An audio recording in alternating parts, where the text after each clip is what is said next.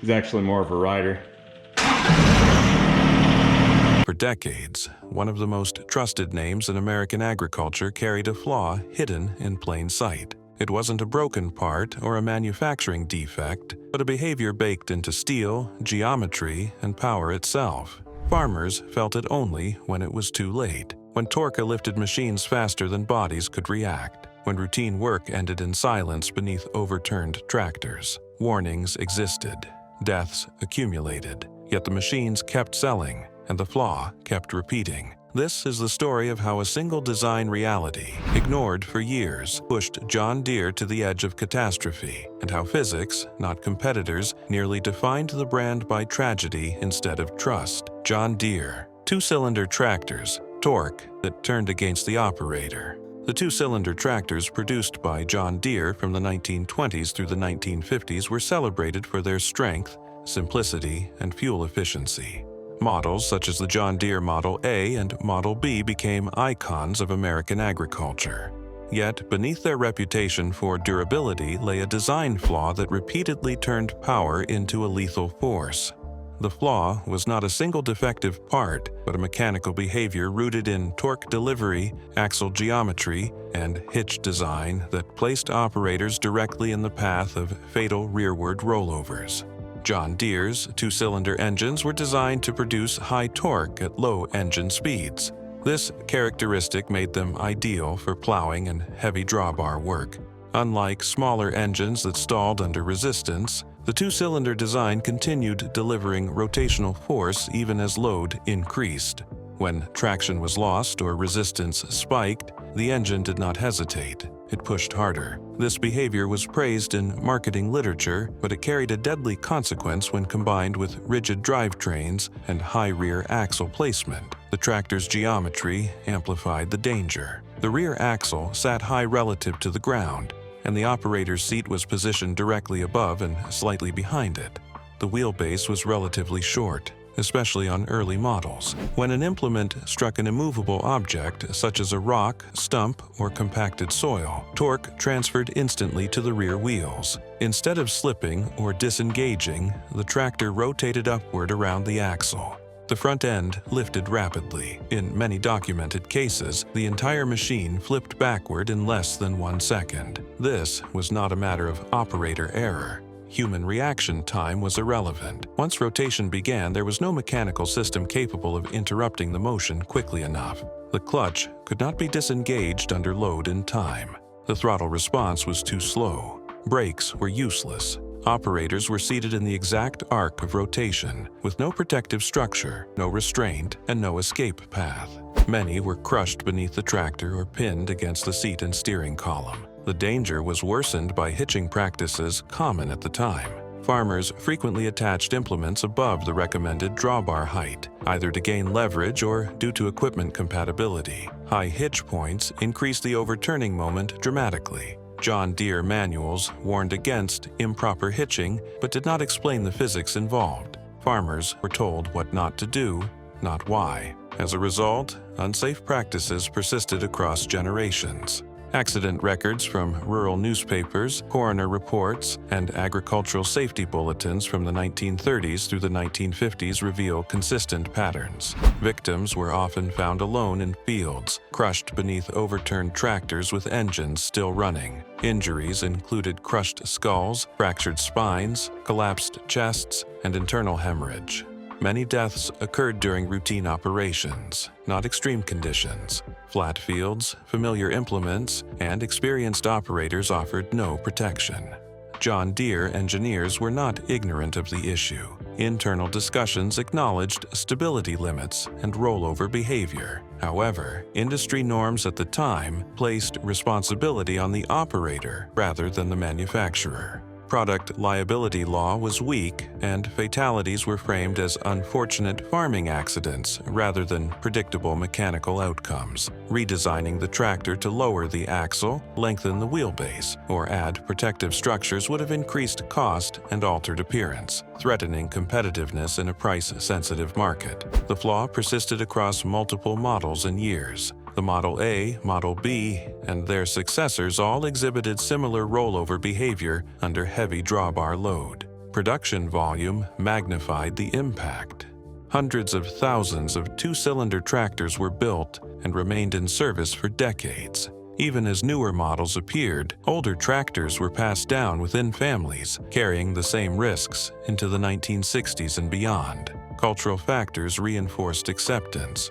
Torque was equated with strength and reliability. Farmers trusted machines that did not stall. Fatalities were normalized as part of agricultural life. Admitting danger was often seen as weakness. This mindset delayed widespread adoption of safety concepts such as rollover protective structures, which would not become common until decades later. The two-cylinder tractors did not fail mechanically. They performed exactly as designed. The flaw lay in the interaction between power delivery, geometry, and human positioning. Torque became the enemy when resistance exceeded traction. The machine's greatest strength became its most lethal characteristic. In historical perspective, John Deere's two-cylinder tractors represent a near existential risk to the company's reputation. The accumulating toll of fatalities threatened public trust and invited scrutiny as safety awareness grew. The flaw did not destroy the company, but it came close to defining it by death rather than progress. The lesson was brutal and expensive. Power without protection turns productivity into predictable tragedy. The high hitch point. When drawbars became death triggers. The most lethal design flaw in early tractor operation was not hidden inside the engine or buried in the transmission.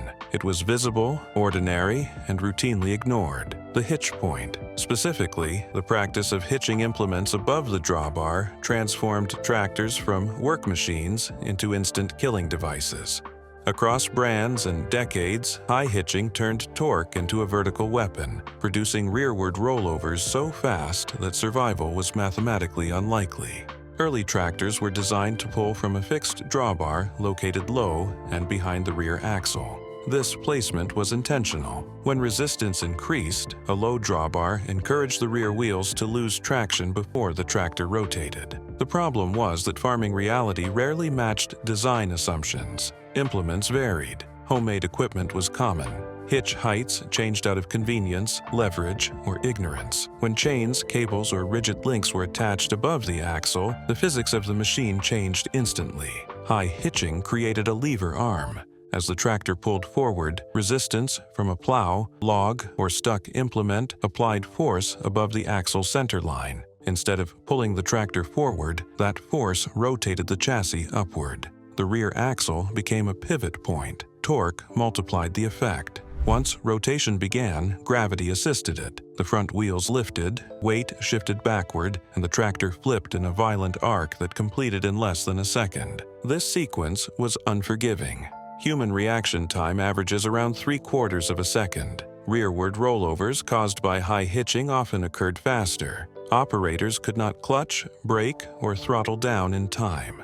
Many never understood what happened. Survivors described the tractor rising beneath them without warning. Most victims were crushed before their hands left the controls. High hitching was not rare misuse, it was widespread practice. Farmers hitched high to gain traction, lift heavy loads, or adapt incompatible equipment. Logs were chained to axles. Plows were attached above recommended points. Stuck vehicles were pulled from improvised anchor points. These actions were learned behaviors, passed down without formal explanation of consequences. The tractor responded the same way every time. Accident records from the 1930s through the 1960s describe consistent scenarios. A tractor pulls. Resistance increases. The front lifts. The machine flips backward. The operator is crushed beneath the rear housing or pinned against the seat. Many bodies were found with engines still running, throttles open, and implements lodged in soil. Deaths were quick, silent, and solitary.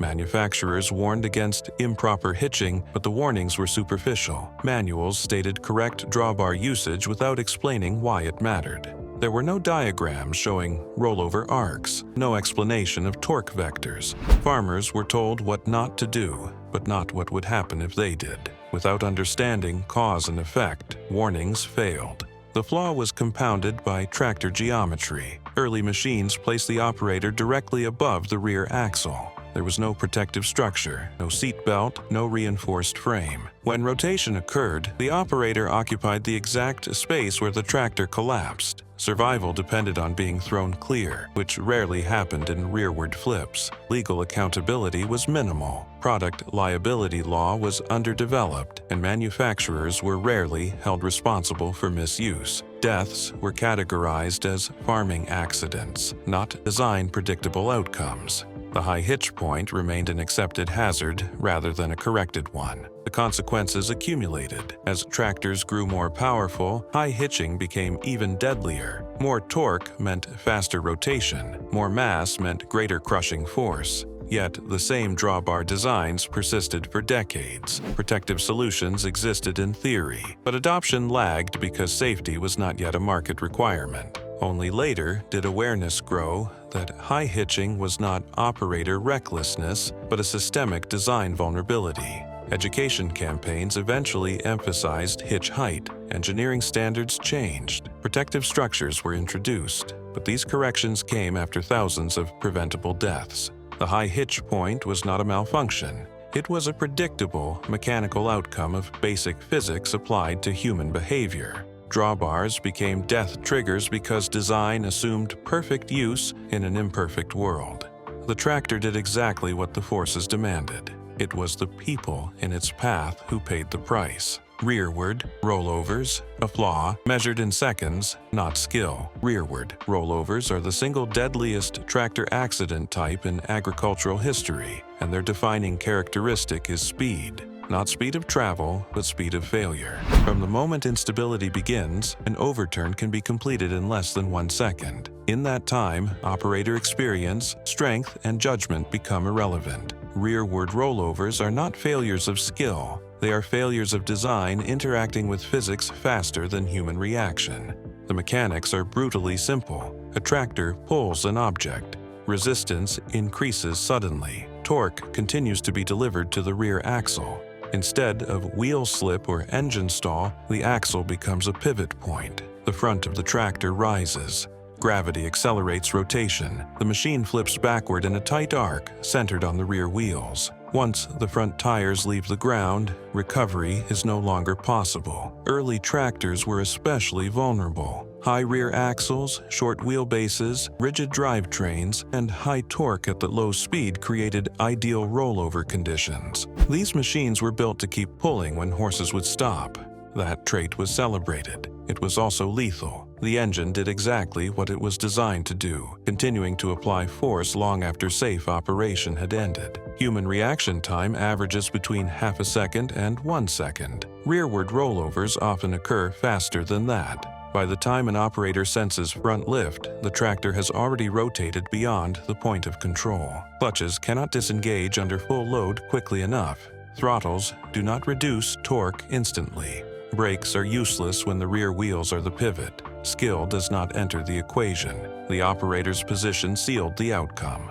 On most early tractors, the driver sat directly above or just behind the rear axle. There was no protective structure, no restraint, and no clearance zone. During a rollover, the operator was carried backward into the path of the overturning mass.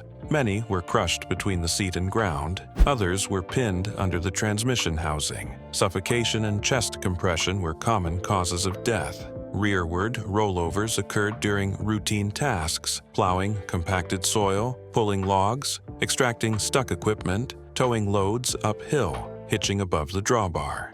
None of these actions required recklessness.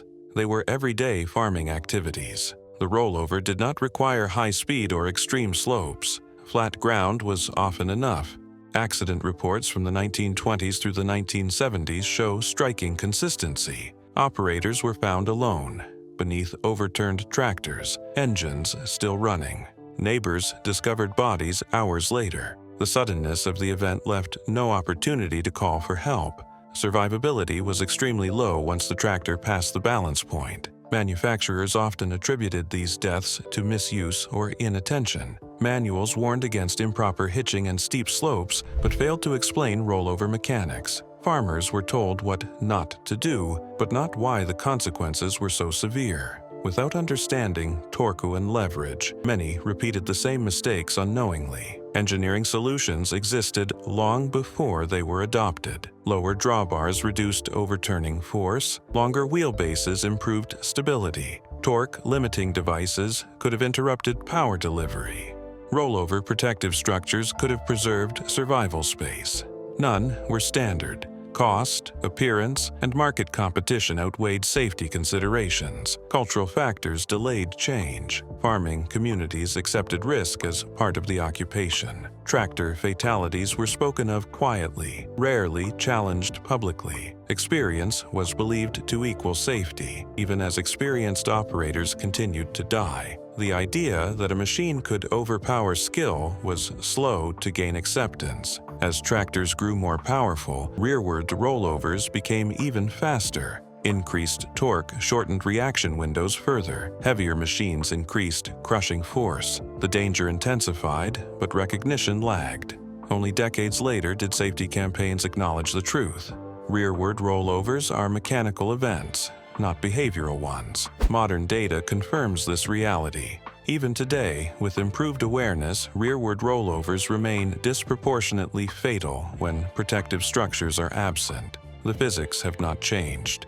Only the equipment around the operator has. Rearward rollovers are measured in seconds, not competence. They do not test judgment, they punish exposure. The tractor does not warn, hesitate, or forgive. Once force exceeds stability, the outcome is fixed. The flaw was never operator weakness. It was the decision to place human bodies in the path of unstoppable rotation. Until protection separated people from physics, rearward rollovers remained inevitable. Skill was never the deciding factor. Time was. The Model A and Model B. Power without an escape path. The John Deere Model A and Model B were among the most influential tractors of the 20th century, shaping how American farms operated for decades. Introduced in 1934 and produced through the early 1950s, these two-cylinder machines delivered dependable power, low fuel consumption, and mechanical simplicity. They also shared a fatal design reality.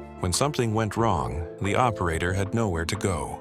Power existed without an escape path, and that absence turned routine farm work into a repeated cause of death. Both models were built around the same engineering philosophy. High torque at low engine speed allowed the tractors to continue pulling under heavy load instead of stalling. This made them ideal for plowing, cultivating, and towing implements through difficult soil. Farmers praised their ability to lug without quitting. That same characteristic became deadly when resistance exceeded traction. Instead of stopping, the tractor continued applying force, converting forward motion into rotation. The physical layout made the outcome predictable. The rear axle sat high, the wheelbase was relatively short, and the operator's seat was positioned directly above and slightly behind the axle.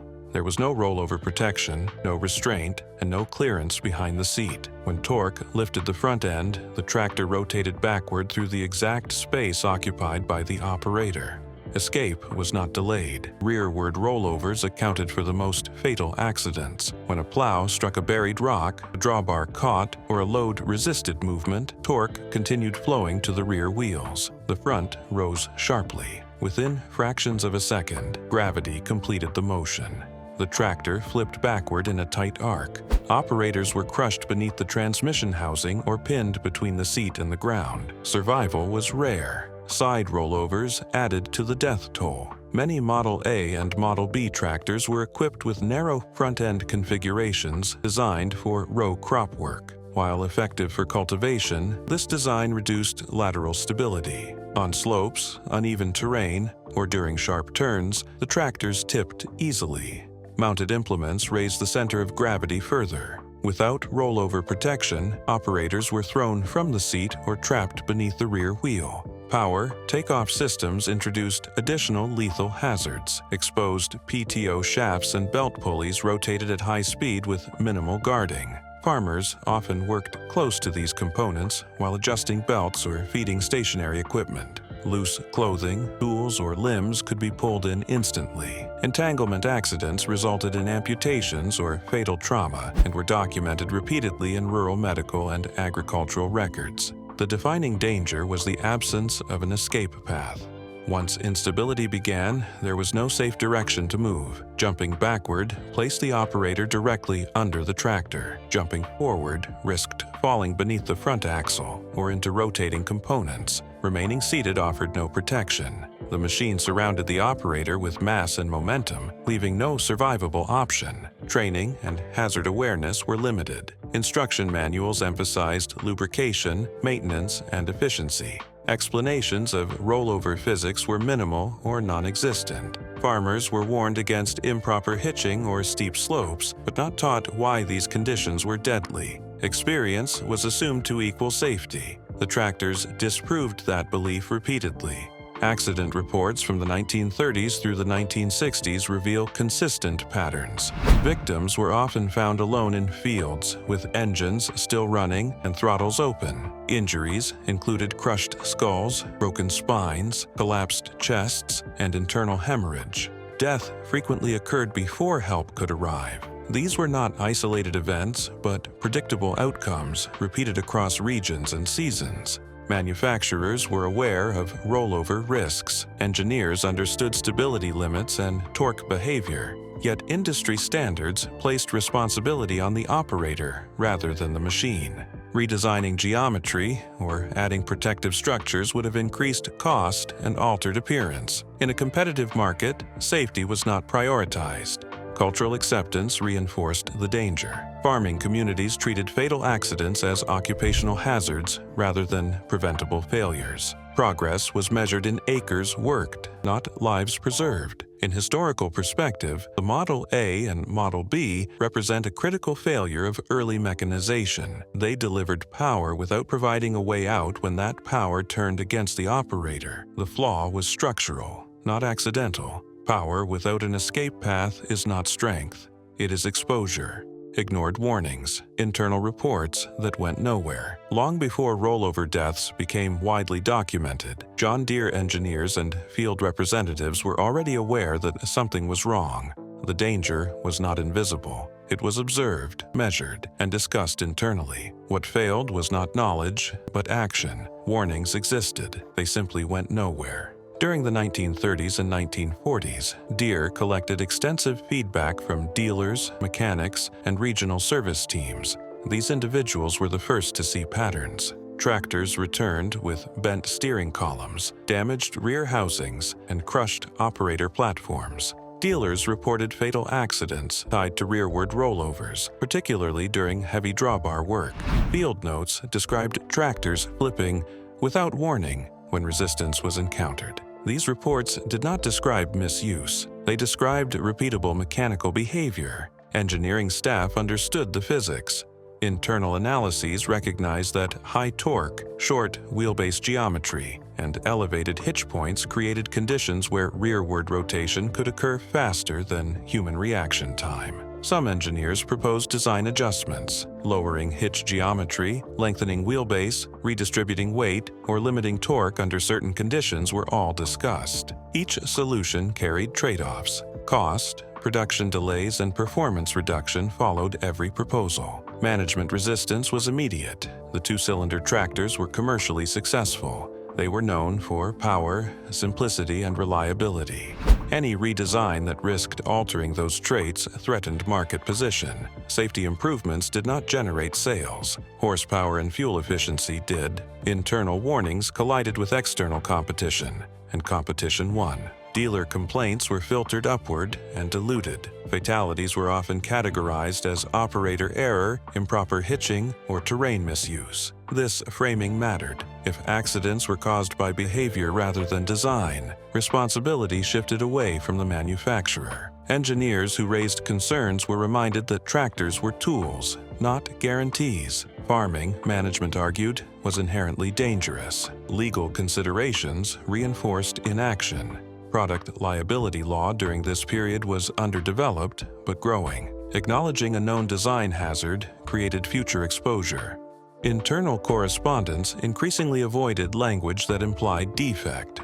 Reports were reframed, archived, or closed without escalation. The issue was managed administratively rather than mechanically. There were moments when intervention seemed possible. External pressure mounted as agricultural journals and rural medical publications documented rollover deaths. Some Deere engineers quietly advocated for optional safety devices or hitch modifications. These proposals stalled in committees. Optional safety features implied acknowledged risk. Acknowledged risk implied responsibility. Instead of redesign, Deere emphasized warnings. Operator manuals added cautionary language advising against improper hitching or steep slopes. These warnings shifted accountability onto users without changing the machine. They also failed to explain rollover dynamics. Farmers were told what not to do, but not why. The physics remained undocumented and unaddressed. The most damning aspect of the ignored warnings was their consistency. Reports did not describe random accidents. They described the same sequence repeated across states and seasons: heavy load, sudden resistance, front-end lift, rearward rotation, crushing injury. Engineers did not dispute the pattern. They disputed whether it justified altering a profitable design. Corporate culture played a decisive role. Deere prided itself on durability and mechanical honesty. Admitting a structural flaw conflicted with brand identity. Machines were marketed as trustworthy partners. Acknowledging lethal instability undermined that image. Silence preserved reputation. The consequences were cumulative. Each year of delay meant thousands more tractors operating without protection. Each season added fatalities that could have been mitigated through design changes. When rollover protective structures eventually emerged decades later, they validated what internal reports had already shown. The danger was real. The solution was known. It was simply postponed. Ignored warnings did not mean unread warnings. They meant inconvenient warnings. The reports existed within filing systems, engineering memos, and dealer correspondence. They were reviewed, discussed, and deferred. Responsibility dissolved through layers of approval until no single decision-maker could be held accountable. In retrospect, the failure was systemic. It was not a single bad choice, but a repeated refusal to prioritize safety over performance and cost. Engineers identified the problem. Field staff confirmed it. Management chose continuity. The design flaw nearly killed John Deere, not through a single catastrophe, but through accumulated silence. Trust eroded quietly as fatalities mounted.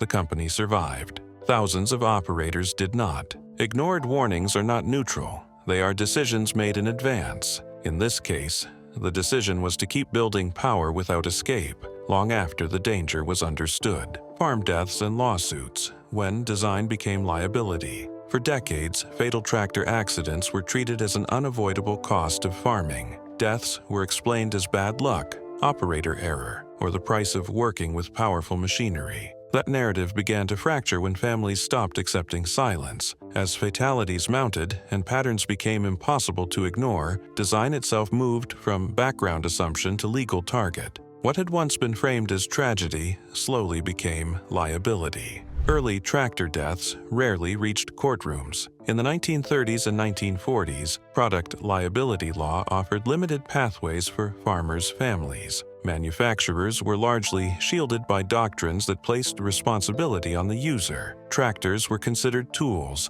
and tools were assumed to be dangerous. Courts accepted arguments that operators misused equipment or failed to exercise caution.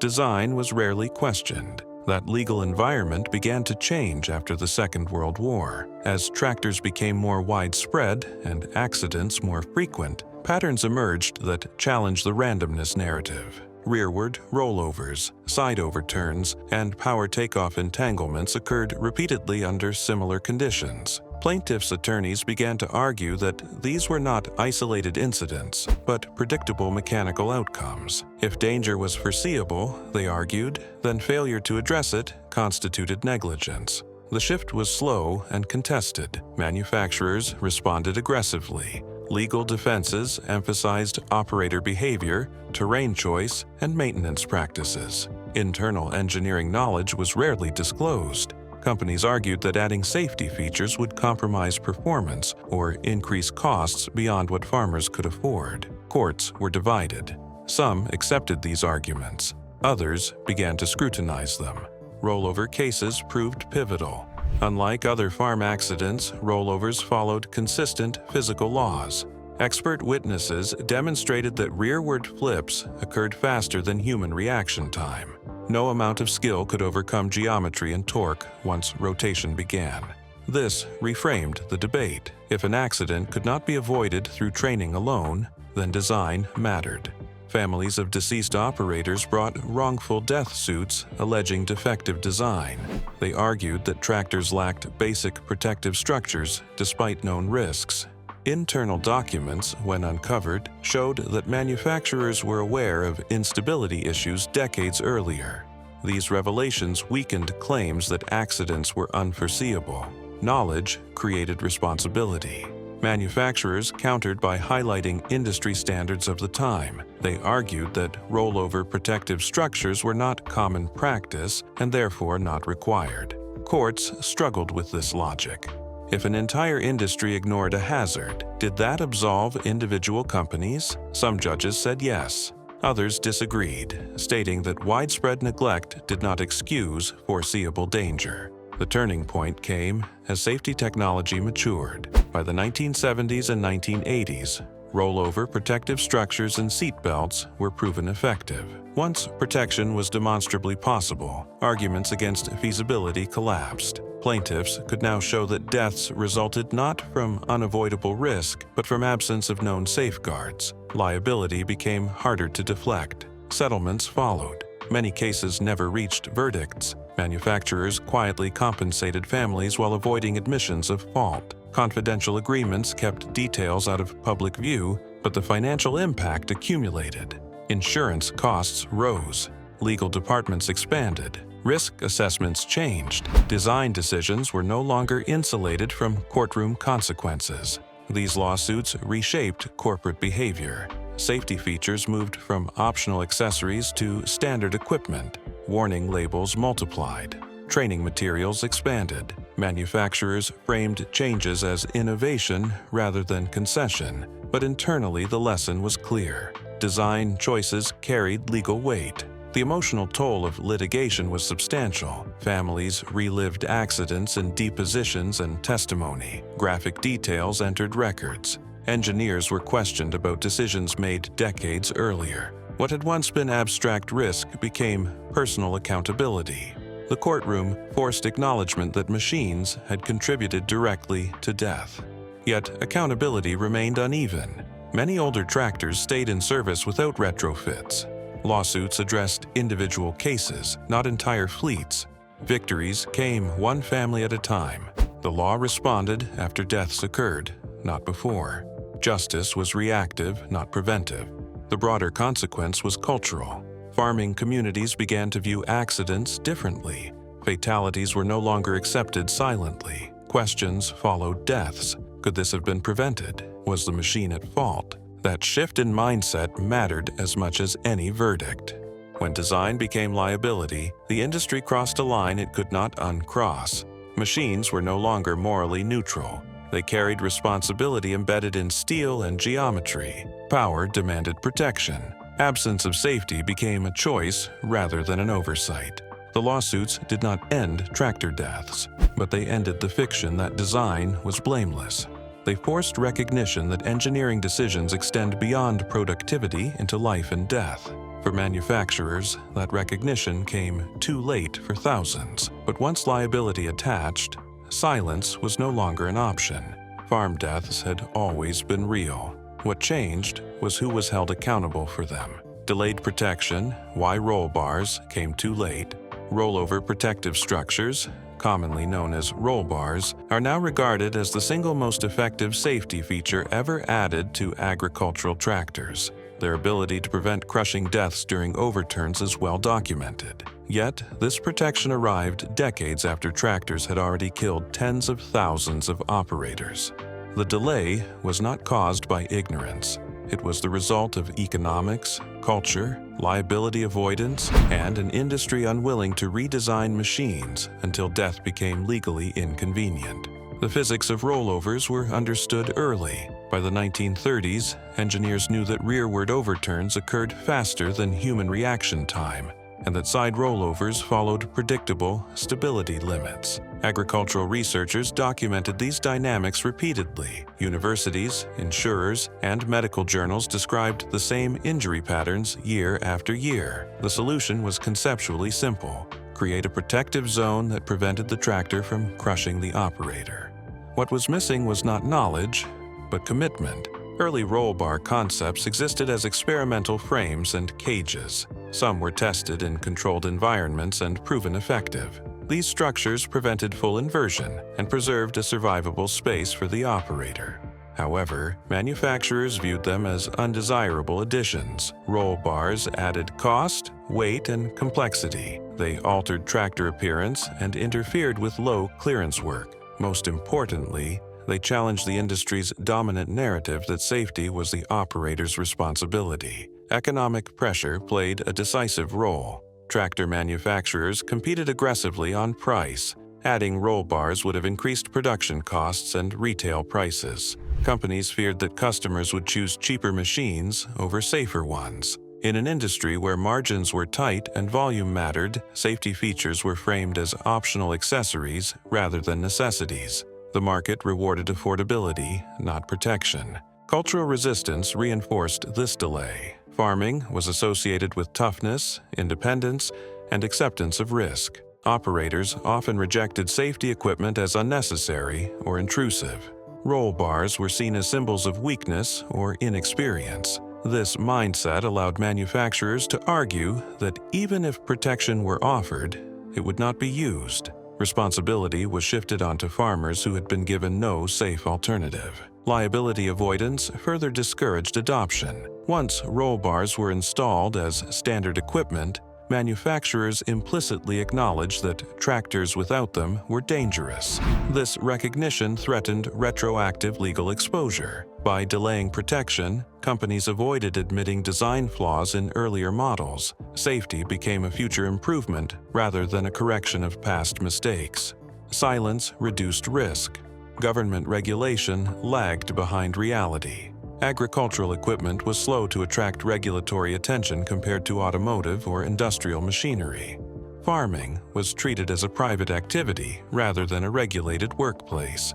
Without mandates, manufacturers faced no external pressure to change. Voluntary standards emerged slowly and lacked enforcement power. When roll bars did begin to appear more widely in the 1970s, they were often optional. Customers could choose whether to include them, shifting responsibility once again to the buyer. Many declined. Others removed them to fit under trees, sheds, or low structures. Seat belts, essential for roll bar effectiveness, were also ignored. Protection existed, but adoption was incomplete. The human cost of delay was enormous. Studies later showed that roll bars combined with seat belts reduced fatal rollover injuries by more than 90%. This meant that thousands of deaths that occurred before widespread adoption were preventable. Each year, without protection, translated directly into lives lost. The machines did not change. The outcomes remained the same. Even after effectiveness was undeniable, older tractors remained in service. Many lacked retrofit options or were never upgraded. These machines continued operating with the same lethal geometry that had defined earlier decades. Operators aged, reaction times slowed, fatalities persisted long after solutions existed. Manufacturers eventually reframed safety as innovation. Roll bars were marketed as progress rather than correction. Advertising emphasized concern for farmers while avoiding acknowledgement of past neglect. Internally, risk calculations had shifted. Lawsuits, insurance costs, and public scrutiny made inaction more expensive than redesign. The delay in roll bar adoption illustrates a broader truth about industrial safety. Protection is rarely implemented when it is merely possible. It is implemented when it becomes unavoidable. Knowledge alone does not produce change. Pressure does. Roll bars came too late because the system did not value human life enough to act sooner. Farmers paid the price for that delay with crushed bodies, silent fields, and families left without answers. By the time protection became standard, the damage had already been done. The lesson is not technological, it is structural. When safety competes with cost, culture, and liability avoidance, safety loses until death forces its hand. Roll bars did not arrive when they should have. They arrived when the industry could no longer justify their absence. Near collapse: how one flaw threatened the John Deere brand. The rise of John Deere is often told as a story of engineering success and brand loyalty. Less discussed is how close that success came to unraveling. A single systemic design flaw, rearward rollover instability, driven by high torque and unsafe hitch geometry, created a pattern of death that, left unaddressed, threatened the company's reputation, finances, and long-term survival. The danger was not theoretical. It was measurable, repeatable, and increasingly visible. By the mid-20th century, John Deere's two-cylinder tractors dominated American farms. Models such as the A and B were praised for their ability to deliver high torque at low engine speed, allowing them to pull through heavy soil without stalling. That same characteristic created a lethal failure mode. When resistance exceeded traction, torque did not dissipate. It translated into rotation. The tractor lifted and flipped backward faster than any operator could react. This instability was not rare. It occurred during plowing, logging, towing, and belt work. The physical layout worsened the outcome. The operator sat directly above and slightly behind the rear axle, with no protective structure and no escape route. Once the front wheels rose, the tractor rotated through the operator's space. Survival depended on luck, not skill. As Deere's installed base grew into the hundreds of thousands, fatalities accumulated. Rural newspapers, coroner's reports, and hospital records described the same injuries repeatedly: crushed chests, fractured spines, fatal head trauma, and suffocation beneath overturned machines. The pattern cut across regions and experience levels. Veteran farmers died alongside novices. The narrative of operator error became harder to sustain.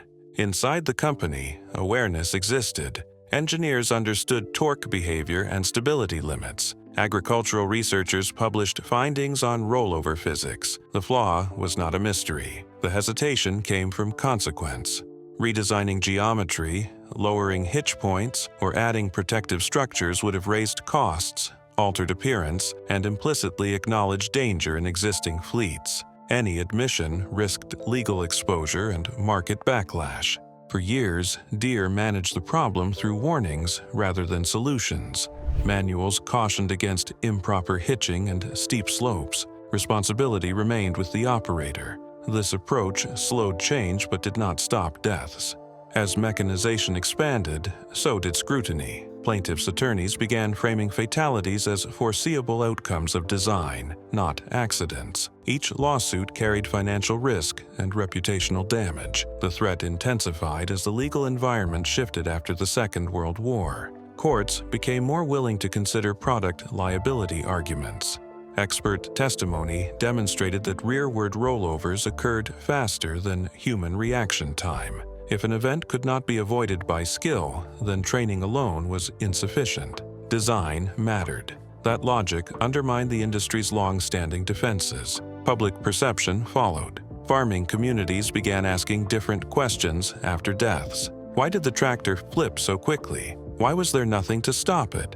Why were safer designs appearing elsewhere? Deere's brand, built on trust and durability, faced erosion. A machine known for reliability was increasingly associated with fatal risk. The company faced a strategic dilemma: act too slowly and risk mounting lawsuits, insurance costs, and loss of confidence. Act too quickly and acknowledge that earlier machines were dangerous. Either path carried risk. The eventual response came in stages: lowered hitch recommendations, improved drawbar designs, expanded warnings, and finally the adoption of rollover protective structures as standards matured. These changes stabilized the situation, but not without cost. Retrofitting fleets was inconsistent. Many older tractors remained in service without protection.